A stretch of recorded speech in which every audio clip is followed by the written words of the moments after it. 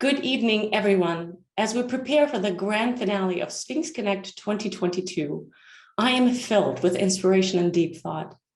I'm drawn to so many moments of musical inspiration, the brilliance of artists, and the many lessons from the conversations that were led by our sector's most courageous and pioneering leaders. As you sit back in anticipation of our next speaker's offerings, I simply urge you to reflect back upon my very first request I made of you on Thursday night, to forge at least one new meaningful alliance. I can tell you that I'm thinking about how I might help set aside the fears that my allies and colleagues feel of disrupting the status quo, and how I may myself serve our artists more robustly by advocating with more actions and less words. As with every year, I want to invite you to write me personally to share your answers and experiences with your new allies in the making. You may do so on email, text, or letter. I cannot wait to hear from you. It is now my grand pleasure to introduce our closing plenary guests.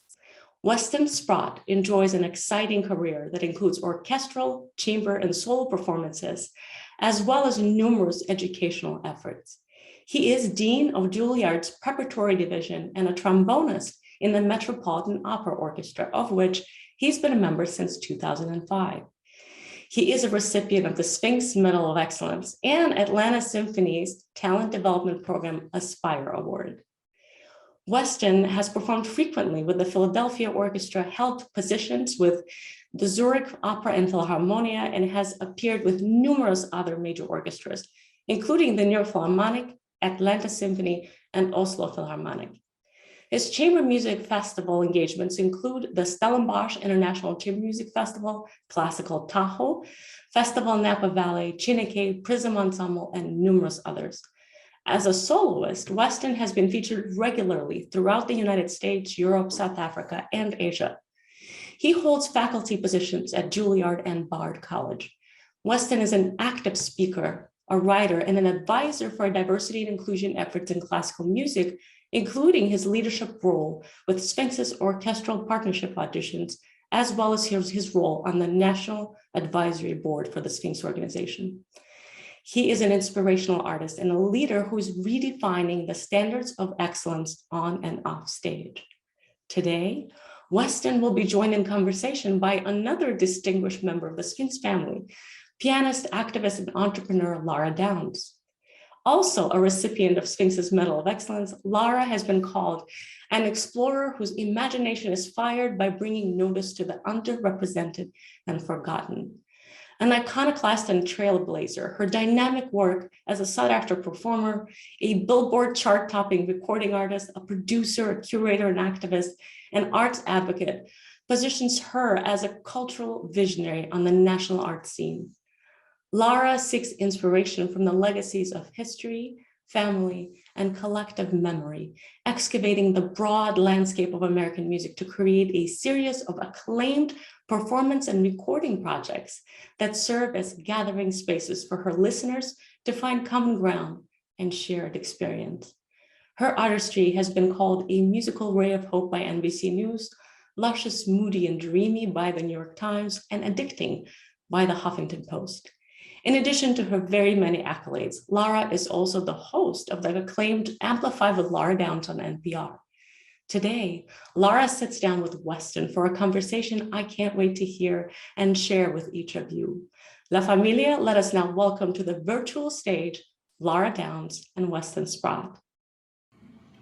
Thank you, Afa, and welcome to this closing plenary with Weston Sprott. And we wanted to mention that this talk is pre-recorded, but Weston and I will be present during the stream and here to answer your questions and engage in conversation. Weston, it's great to see you. Great to see you as well. So I want to start this conversation by asking you a simple question. What did you want to be when you grew up? It's going to sound blatantly obvious, but I wanted to be a musician. So, I didn't have lofty dreams for a career when I was 5 or 6 years old where I wanted to be an astronaut or a fireman or something like that. I kind of just went through my youthful education finding things that I enjoyed doing. I grew up playing basketball. By the time junior high school started, I started playing the trombone.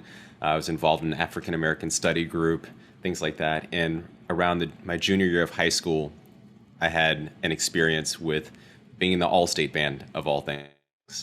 And it clicked for me. That was kind of my light bulb or my aha moment, whatever you want to call it, where I thought, this is really neat. I'm around this community of other people who are like me, who love music, who are having fun, who are serious about the craft. And only a few months after that, I got a chance to go to my first ever symphony orchestra concert. And I heard Mahler Symphony No. 3, which is a big trombone part for people who know the piece. And that was when it was completely clarified. I went to that concert with my dad, and I looked at the stage and I thought, that's it. That's what I want to do. That's it. Mm-hmm. And from that point, it was clear. I was about 16 years old at the time. And at that point, my mind was pretty made up that I was going to be a trombone player. So I don't actually know, when does a person start playing the trombone? How old were you when you started? I was 10. I was in the sixth grade. I was young for a sixth grader, but every once in a while you see a student start in fourth grade or something like that. But in Texas, the band programs generally start in middle school. So, when people ask me how I knew I wanted to be a musician, my answer is, I started when I was 4 because I'm a pianist. We start really young. But I always say I never decided I wanted to be a musician. I just was one, and I never wanted to be anything else. It's such a long life. Like, you start so young and this is what you do, and you fall in love with it and you do it. And I think many of us don't ask very many questions about it, right? It is driven by this very internal compass. Walk me through a little bit your training, junior high, all-star band, then what? My training's pretty unorthodox, if I'm being honest. A lot of people who are in the position that I'm in now have a story of taking private lessons from early on and then playing in their local youth orchestra and going to summer music festivals and all of those things. I was the kid who just went to band class, for lack of a better term. I didn't start taking regular private lessons until the summer after I graduated high school. I didn't regularly go to summer camps. By the time I graduated high school, I'd never heard of Interlochen or Brevard or Tanglewood or any of these things. I was just a really enthusiastic young person who went to band class, listened diligently to what the directors had to say, and practiced a lot because I really enjoyed it, not because my parents told me that I had to practice or because I had to prepare for a lesson. I didn't have any lessons. So that was my training. Largely, I learned from listening. Back when people had CDs, once a week, my parents and I would go to Blockbuster Music, back when Blockbuster Music was a thing, and we'd hang out there for 30 minutes, and I'd save up a little bit of money, and I'd be able to buy one CD each week. So usually I'd get a recording of a trombone player or a Mahler symphony or something like that, and I'd go back home and I'd listen to that thing 30 times and try to learn by ear what they were playing and try to recreate the sounds that I was hearing. And that was basically my informal training from the time I was 10 years old until I graduated high school. Yeah, I remember Blockbuster had an amazing trombone section. Of course you do. It was like horror movies, classical trombone. It's very fitting that those would be right next to each other. That's all I came up with. Okay, but along the way, somebody noticed, right? Somebody encouraged you. You ended up in conservatory. Yeah, my band directors had told me that I was a pretty good player, and of course making the all-state group made me feel like, oh, maybe I have something going on here. And one of my classmates in high school, Tim Higgins, who's now a principal trombonist in San Francisco Symphony, was taking lessons a little bit more than I was, at least, and he had decided he was going to major in music. And so our friendship kind of opened up the door to me about what it would be like to take lessons or to major in music. The one thing that we decided amongst ourselves, because we were so competitive, is that we would go to different music schools. So he ended up going to Northwestern, and I went to Indiana for starters. But I didn't have that guidance of a private teacher who said, this is the conservatory that you should go to, or this is the teacher that you should study with, or this is what the path was. And my parents weren't really in a position to help me with that either. My mother has been an educator since forever, and my dad is in business. So neither of them have a history of knowing about pursuing a career in classical music. So their view of the world was the stereotypical one when it comes to thinking about classical musicians, that it's a life of difficulty and struggle, and there's not really a legitimate career pathway. And so their view was, if you're going to major in music, which seems really outside of the box. Maybe you should do something else that's practical for when it probably doesn't work out, as so we've been told from all the stereotypes. So I actually determined which schools I was going to audition for by looking through U.S. News and World Report. We were standing in line at the grocery store one day, and I knew that I had to double major in something. So I'm flipping through the magazine that ranks all of these different schools, and on one page were the top 50 music schools, and on the next page were the top 50 business schools. In Indiana and Michigan, both had schools in the top 10 for business and music, and so those were the two schools that I applied to. This is literally the healthiest story I've ever heard about growing up a musician. It's true. It's just true. Okay, well, anyway, soon enough, you put your parents' worries to rest, right? A handful of years later, yes. When I graduated high school, I went to Indiana for a couple of years, and then I transferred to the Caucus Institute of Music, and I studied there for 3 years. And through good fortune and some effort and some luck, on my last day of Curtis, I won the position that I currently have as a trombonist in the Metropolitan Opera. So, end of story. Happily ever after, right? Exactly. When you won the audition, what did your parents say? And also, what did your teacher say? My mother and father, we had talked about going to business school years before. And they both said, well, seems like this thing worked out. I think there's this pleasant surprise. But I think the fact that I called them was an indicator that I had won, because I'd had previous conversations with my parents where I had gotten relatively far in an audition. One of my favorite stories is I was staying with Anthony McGill back at the time when he was a member of the Cincinnati Symphony. I was auditioning for Cincinnati Symphony. They had an opening, and I was 19 or 20 years old. I made the finals. It was my first ever audition. And I called my mom and said, hey, I made the finals, but didn't play so well in the finals. And her response was, the finals, that's when you're supposed to play really well, right?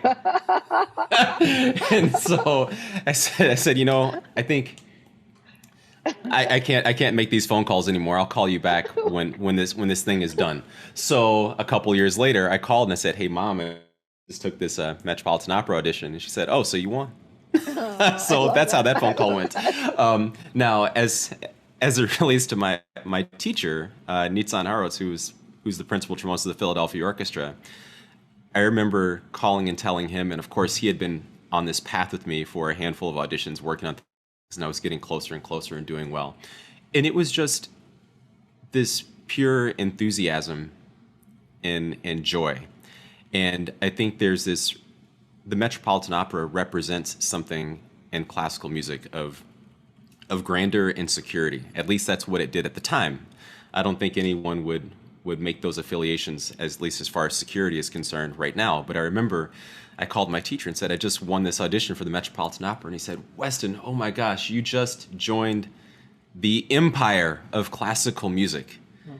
One day, if no matter what goes wrong, if every other orchestra in the world goes upside down, the one thing that will still be standing is the Metropolitan Opera. Mm-hmm. And it was so exciting. Yeah. So this is where I think your story is different than many of our stories, because these years after school, those can be the hardest years. For me, those were really hard years, where you just keep hustling, and sometimes things work out and sometimes they don't. And I can tell you the story about the time I needed a dress for a concert, and I found this dress that cost $40, and I put it on hold, and I kept coming back, so I checked on it. On layaway? Million years, yeah. Just were the years that test you, the years that ask you, do you want to do this? This is hard. Are you in this? Can you keep at this? And I think it's, a time when some people choose something else because it's too hard. But when I look back, for me, those were the years when I learned to ask myself the why questions. But you had this nice, easy, I don't mean easy, but nice, smooth landing, right? At the time, I was the youngest person in the orchestra. I'm definitely not anymore after 17 seasons in the group. So there are barriers to overcome from just being so much younger than a lot of the people that you're working with. And then, of course, there's the issue of being somewhat isolated from a racial perspective and not having a lot of people around you who understand where you're from or the cultural things that have influenced you. In general, I find, and a lot of my Black colleagues in orchestras have found, that there's not a lot of space for Black fragility in the orchestral world. Yeah. So you really feel like you carry a lot of weight on your shoulders in that your margin for error is really small. That's very much the short version of it. But needless to say, there were a lot of hurdles to overcome. You told me recently when we were having lunch in New York that you did come to a point that was kind of a reckoning moment. And if you don't mind sharing about that, it's a bit personal. There was a saying that Adam Grant shared on Instagram. I follow him because I like a lot of the things that he has to say. And he says, just because someone carries it well doesn't mean it's not heavy. and that really, really resonated with me because my outlooking persona is generally very calm and even keeled, but that doesn't mean that when you're carrying a lot of things that doesn't bring a weight. And that's definitely been the case for me at several times. The thing that you're referencing was that about 5 or 6 years ago, I want to say it was the end of 2016, I found myself in a relatively deep depression, and I just couldn't figure it out. Sometimes you ask people what's wrong, and they go, I don't know. That's kind of where I was, because if I wrote down on a sheet of paper all the things that I wanted to do when I was 17, I could look back and say to myself that for the most part, I had accomplished those things. And I think part of what was happening is that I had lived out the vision of a kid. And it was time to make an adjustment to something new, and I needed help figuring that out. And I have the good fortune of having Wynton Marsalis as a mentor, and I came to him. We went to lunch because he was gracious enough to just give me a lot of his time. And I said, I'm depressed. And he said, good. And it kind of shocked me, because most of the time if you tell someone that you're down or you're depressed or something, they want to offer you support or ask you what's wrong or tell you that it's going to be okay or whatever. And he said, no, that's really good. And I was kind of surprised. I said, what do you mean it's good? He said, well, you don't have a depressed disposition. That's not really who you are. So if you're feeling that way, that means that you're in the process of figuring something out. And after you figure it out, some amazing things are going to happen. And so we started working through some of the things that I was dealing with. And he said, the real issue here is that it's time for you to switch from the me agenda to the we agenda. That's what it is. He said, he said, Weston, you're a smart guy. People love you. He's like, all the guys in my band, they all love you. Everybody talks about you really affectionately, and you think through things really well. But if you and I are here and we're having an argument, even if you're right 100 times out of 100, if there's a war going on outside and someone comes in and kills both of us, who cares if you were right? And that was really clarifying for me. And even though I didn't have a direct answer about what would come next after that conversation, my mind was cleared, because at least for me, I find that depression comes from a lack of clarity or a lack of a path forward. And even if I didn't know exactly what it was going to be that came next, I knew the direction that I needed to be going in, and having some sense of direction brought me peace. And it's in large part brought me to a lot of the work that I do now. I've thought about this so much since we spoke, and I guess when you first told me the story, I was thinking about the me agenda as in the ways that can kind of let you down. And the more I think about it, the me agenda can take you to this very toxic place where actually the more success, the more affirmation, the emptier you feel. And I've encountered this in really young kids, kids who started out as prodigies and they were on the Today Show when they were 6 years old. By the time they get to 12, applause means nothing. Someone telling you you're the most amazing violinist ever means nothing. And so it's always, I think, from the beginning, this process of widening your lens and understanding, yes, what it means on a very inner level, why do I love this? But also, what am I giving? not what am I taking. Exactly. A lot of people are probably familiar with that book, the Five Love Languages. And one of those love languages is words of affirmation. And words of affirmation, basically, they do very, very little for me. Yeah. I prefer to give words of affirmation to others. That actually does quite a bit for me. But on the receiving end, it doesn't do much. For me, I find a lot more joy in doing things for other people or doing things that I feel serve a larger purpose. I think if looking back on it, when I have students who accomplish something or win an audition, I'm happier for them than I ever was when I won those things myself. So it's just a different way of viewing what success is. Don't get me wrong, I still have moments that I enjoy that have some element of selfishness. I was playing Scheherazade with the Philadelphia Orchestra this afternoon, and there's a trombone solo that I played. And when Yannick Nézet-Séguin came over and gave me a solo bow, of course that feels very good. But does it feel as good as when I go and watch our students in pre-college or the music advancement program do a really, really great job after having spent weeks preparing a program, and I know how much energy they've poured into it, and I know how much their parents have sacrificed to bring them to the school every Saturday and invest their time in lessons and purchasing instruments? No, those two things for me are not on the same scale. Yeah. We get used to, as musicians, I think, even on the sort of the micro level, that kind of little cycle where, work, work, work, work, then the concert happens, and there's this like exuberant, joyful release. And then what happens the next day? Let down, right? And you're like, okay, well, that's done. Now it's done.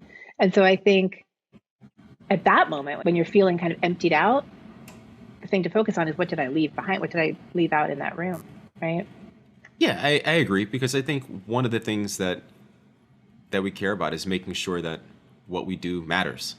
Yeah. And who does it matter to? If it matters to me, then I'm the sole beneficiary, and I feel a greater sense of purpose when these things extend beyond myself. Yeah. Okay, so tell us about your pathway into the We agenda.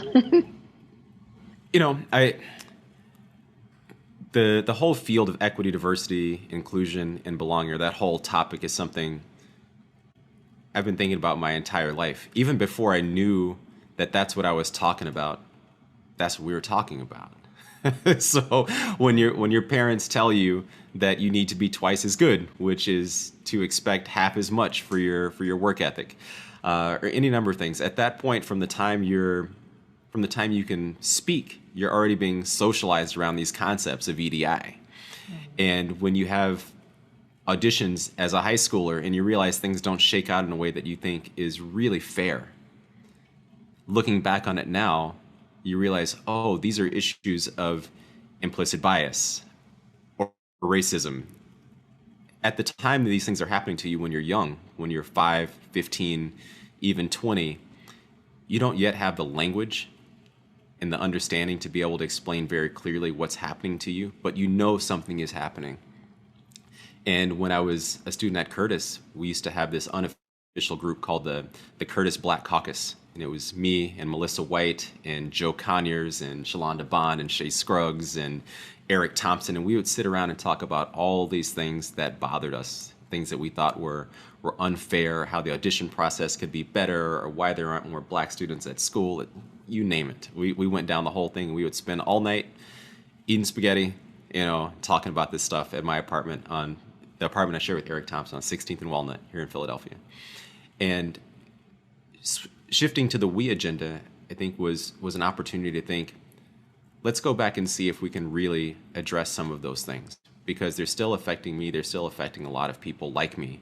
And I wasn't sure exactly what that was going to mean as far as an opportunity. Was I going to try to create something on my own? Was I going to consult organizations, continue to write articles about this, or whatever? And it just so happened that I was practicing one day and I got a text message on my phone and someone said, there's this job opening for Dean of the Preparatory Division at Juilliard. I think you should apply for it. And if I'm honest, I had never, ever considered the idea of being an administrator in academia ever, not once. If you had asked me the day before that text message had come, do you have any interest in being an administrator? I would have looked at you like you were crazy. But I was seeing things through a different lens, and I thought to myself, wait a second, between pre-college and the music advancement program and working with young people and having the opportunity to have an influence on faculty and curriculum and commissions and all those things, the vision for the world that I care about can live in this work. There's this actually works out very naturally if I could make this happen. And so I applied for it. Tell us a little bit about the interview process. Well, the first part of the interview process, which I didn't realize was my unofficial first round, was that Ara Guzalemian, who was the provost and dean at the time, called me to make sure that I understood what I applied for. So he called in, because I had taught in the music advancement program for several years, and at the time, well, and still, I'm on the faculty at the pre-college. But he said, "You realize this is a full-time administrative job, and we had imagined this as more of a desk job, for lack of a better term, and not necessarily one for someone who is a full-time performing artist. So if you were to go for this position, does that mean that you'd be looking to leave performing, or you would quit the Met?" And I said, absolutely not. I said, I think that performing as a full-time active artist would actually make me better in that role. It would keep me more connected. I would understand what the students and the faculty are going through when they're preparing works. I would have a better connection to the faculty because a lot of things they're doing are things that I'm doing. And just to continue to be able to build external partnerships, because you're out in the world and acting.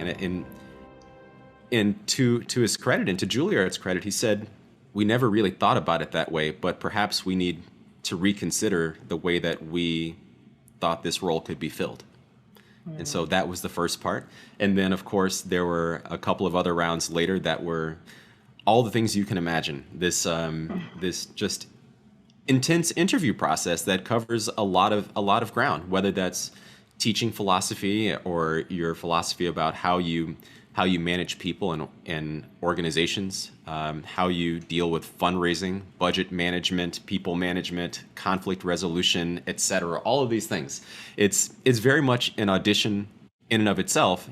Granted, it was the first time I had been taking an audition without holding a trombone in my hand, but you still have to be, in the same way that a professional trombonist has to be prepared for the tuba mirror from Mozart Requiem or Bolero or whatever else it happens to be, you need to be prepared for that fundraising question or that personnel management question. And so I did my mock interviews with my friends and people who live in the administrative realm, so that I felt that I could knock down those questions in the same way that you train yourself to knock down the excerpts.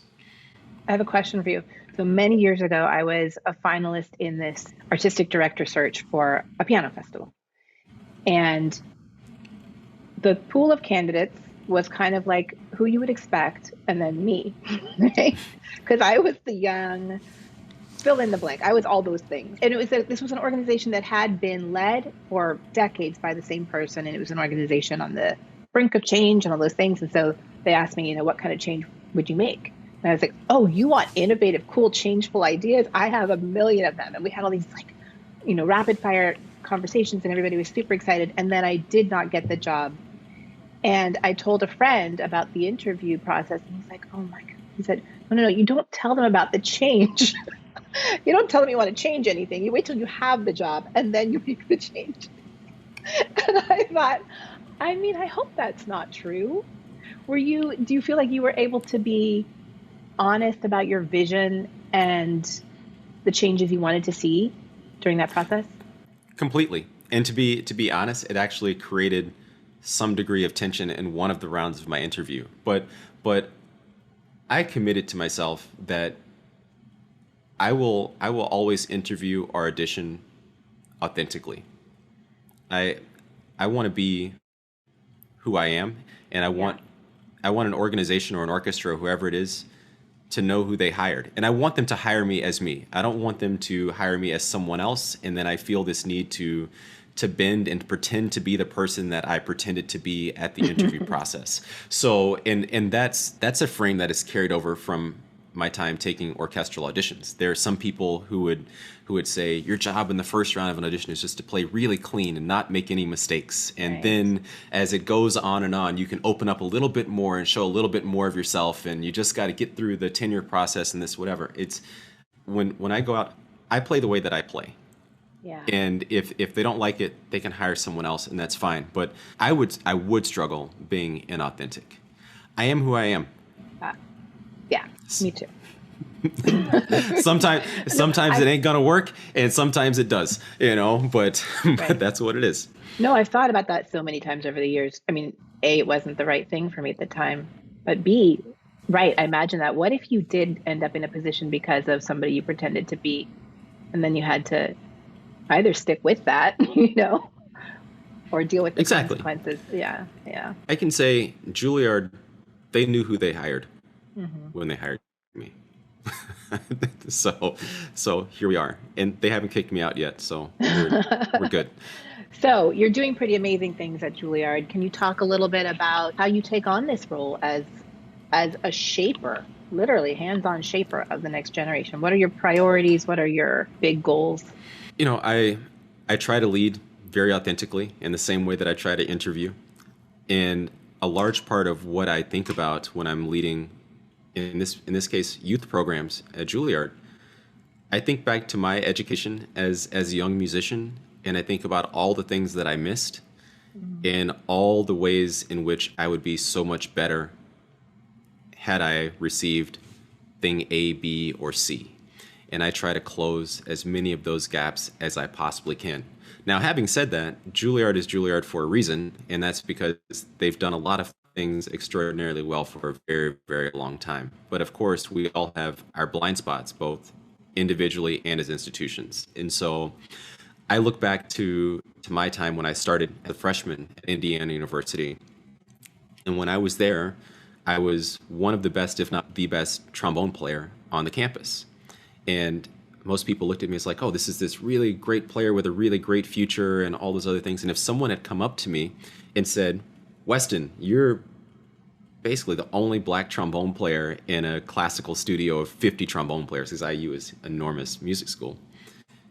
Can you name 3 or 4 black composers? I would have been completely lost.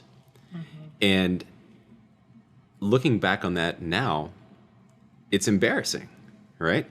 Especially as someone who speaks quite often at conferences like Sphinx and is doing all types of work EDI, but I'm being honest about that's who I was when I was 17 years old. And it's not only a reflection of me, but it's a reflection of our industry and the way that we choose to educate young musicians. I didn't know who these composers were. I didn't know what their music was. I wasn't going to learn about it when I went to music history class or theory. Those examples were not going to be used to teach me about counterpoint and harmony. It just wasn't going to happen. And so when I think about our young students between the ages of 8 and 17 who are coming through the doors every Saturday at Juilliard, I think, how can I help to close that gap for them? So we think about the elective courses that we're offering. We had a great class called Expanding the Canon, Underrepresented Composers that Trevor Weston taught to every student in our entire program last year. We've commissioned nearly 40 works in the last couple of years. We have a Sphinx Venture Fund program coming up over the next couple of years as a partnership with the American Composers Forum and the New York Philharmonic that's going to center works by Black and Latinx composers that are written with flex orchestration so that students at early stages of development can sit on the stage and work seamlessly with professionals. So that's just a very, brief insight into some of the things that we're doing at Juilliard, but a lot of that is birthed out of the idea of me just thinking about what did I miss? And going into classrooms and standing in orchestra and wind ensemble and chorus rehearsals and watching our kids and going, there's another gap that we need to close. Let's do something about this. I think it's a really joyful thing. I think it must be so, I think you must go home every day, exhausted and also just happy because all of these big, long-standing problems that we're trying to address in the industry, in the world at large, right? But in our industry, the place where we can make the quickest change, the best change is with the young people. And you're right, these things that we didn't have, which when you think about it, it's shocking. It's like amazing, that we didn't know Black composers when we were first learning our instruments. Just that in itself, just to see yourself reflected in this canon. I mean, I think every day what a huge change that is. It's enormous, and it's incredibly joyful work. It's tiring work, for sure. There's no doubt about that. I put in a lot of hours every week, especially when you consider that I'm not only doing this dean work at Juilliard, but I'm also still a full-time member of the Metropolitan Opera Orchestra and involved in all different types of side projects. It's a busy schedule, to say the least, but it's joyful. I mean, for one, the youth space is a joyful space. Mm-hmm. Just to begin with, anytime you're in a room with young people who are playing instruments, there's something fun about that. And then when you combine that with this greater sense of purpose and seeing that they are learning things and becoming fluent in things that you weren't aware of until you were 30.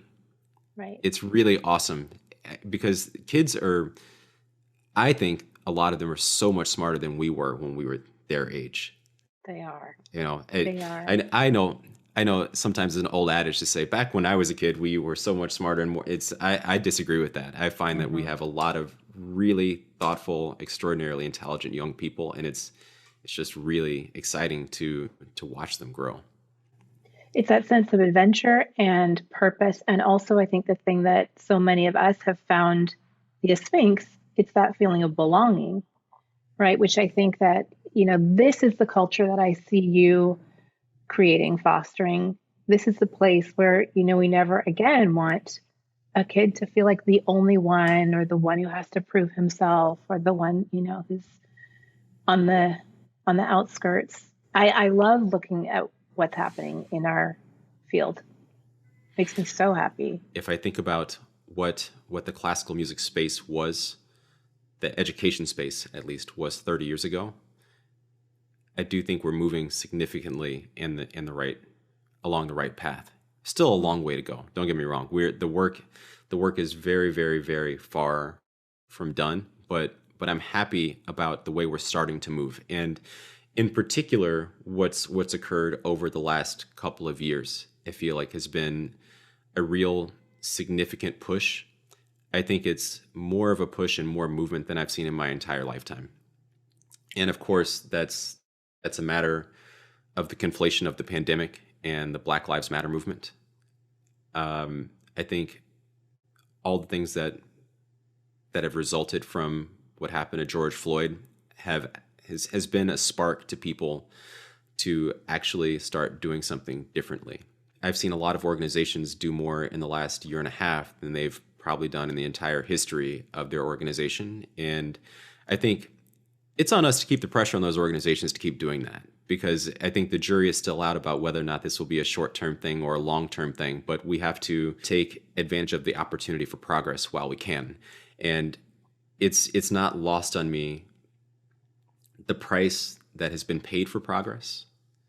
When I think about all these orchestras and schools that have made different statements about EDI, and that was especially for a lot of the institutions where it was their first foray into talking about this was in the summer of 2020. It was not lost to me. I thought to myself, the price for this, the fact that we all had to watch George Floyd be murdered on our television screens over and over and over and over again in order for people to start paying attention to the things that they've been told are real and legitimate issues in our society since forever. And as it relates to the classical music industry, I think about all those people I was talking about earlier in our Curtis Black Caucus. Yeah. I know all of us have been thinking to ourselves, we've been saying this for the last 20 years. And now people finally want to pay attention. And the thing that's interesting about it is we weren't first. There were some people saying the exact same stuff 20 years before us and 20 years before them and 20 years before them. So, it's not a bright thing to think about what has been required to get people to start thinking about this seriously, but I'm glad that it's happening. Mm-hmm. I'm also thinking about Sphinx. Here we are celebrating the 25th anniversary of Sphinx. That's a generation, you know? Absolutely. We don't like to date ourselves, but this is a generation. Yeah. I agree. It's bittersweet, right? To be caught in this moment that's such a complicated and painful moment, but to see the fruition of work that has been developing for a long time sort of hit this moment. Hmm. Yeah. Yeah, and we're moving. Mm. We're not ready to celebrate yet, but we're moving. So I started out this conversation by asking you what you wanted to be when you grew up. For a young person who tells you today that what they want to be when they grow up is a musician, how do you want them to define that? What is being a musician when you grow up? Oh, that's a tough question, being a musician. But I can say what it would mean to have a satisfying life as a musician. There's so many different ways to do music. For one, you can play music, you can teach music, you can record music, you can fund music, you can listen to music, and a whole bunch of other things that I didn't mention. So there's a lot of ways to do music. But how to enjoy your life in music, or especially as a performing artist, I think be a musician is different than doing music. Like, how do you be in music, a person in music? I would encourage people to think about creating a world where they feel like they actually belong. And even if you don't see it just yet, don't believe that that's the end of the story, because you can be part of creating the story. I remember that first concert that I went to with the Houston Symphony, and I heard Mahler 3. My dad and I were the only two black people in the whole building. I'm positive. Both audience and on the stage. But, don't be discouraged when you see things like that. Think to yourself, maybe I will be the person who helps to change the narrative about what this is, and I can create a place where I belong and where other people like me belong. As a musician, don't be an innocent bystander in your musical life. Sometimes things just happen to us, or we just, take on the gigs that we're given, and we just assume that's what we're going to do. But create some things for yourself. And create some things for the people around you. There are different ways to think about bringing people together. Like I have very, very low compositional skill. But one of the things that did come up during the pandemic was the pandemic highlighted the opportunity to find community in different ways. Because community is not just about proximity, it's about shared interest. And so I helped put together this group called the Black Excellence Trombone Choir, and I connected probably 40 black trombone players from all over the country to do a couple of recordings. And it was this amazing, beautiful community moment at a time when we could all just sit in our apartments and just go, well, I guess we're stuck and there's nothing we can do. It's like, let's not just be a bystander here. Let's actually do something, because there's always the opportunity to do something. And also do something musically where you feel like it really matters. And it doesn't just matter because it's played in tune, in time, with a beautiful sound and in the appropriate style. It matters also because it's relevant, and because it brings people together, and because it says something greater than just what's on the sheet of paper. I feel like if you can think through that lens as a musician, I think you can live your life in a more joyful and meaningful space. I'm just reflecting back on this moment that you had in your life that really was a test, this kind of very dark time, and someone who you valued as a mentor coming along and showing you that darkness had value. I've been working on this project, a Sphinx-related project, that's called Rising Sun.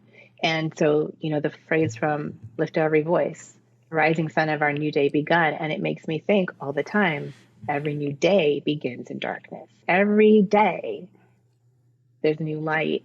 And I think that a lot of us are suffering our own darkness during this really long, really challenging time that we're in.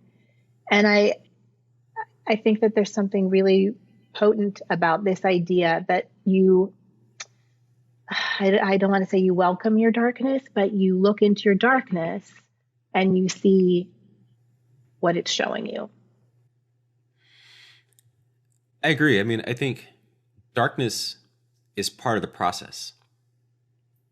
And if you have an awareness of that when you go into it, it's very helpful.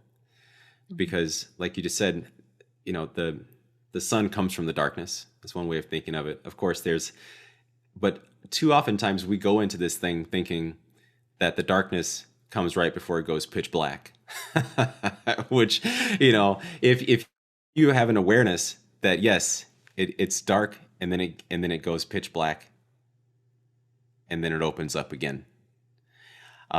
So it's not to suggest that dark time that we spoke about earlier was the first and the final time that I've ever been to a dark place. But I think now when I enter those dark places, those periods are a little bit shorter and I recognize what they are. I go, oh, I'm going into a period of deep thinking and mental organization and determining what my next path forward will be. And when you know that, it can be a savior for you. So I kind of look at these moments not as times to give up, but as times to really think, this is part of my process, and I'm very curious to see what comes out on the other side of this. I'm figuring things out. I'm struggling to figure them out, but I am figuring them out. And it's not going to be forever. It's going to be for a moment in time, and then something positive is coming on the other side of this. Yeah. Well, I've seen you in action at school. Keep being joyful and exhausted. We need you doing this work. Thank you so much for sharing your thoughts and your experiences with us. This has been a beautiful way to close out this session. Thanks so much. And we want to thank all of you for joining us at SphinxConnect 2022. Stay safe and be healthy. Keep working hard, and we're looking forward to many more times together in person in the near future.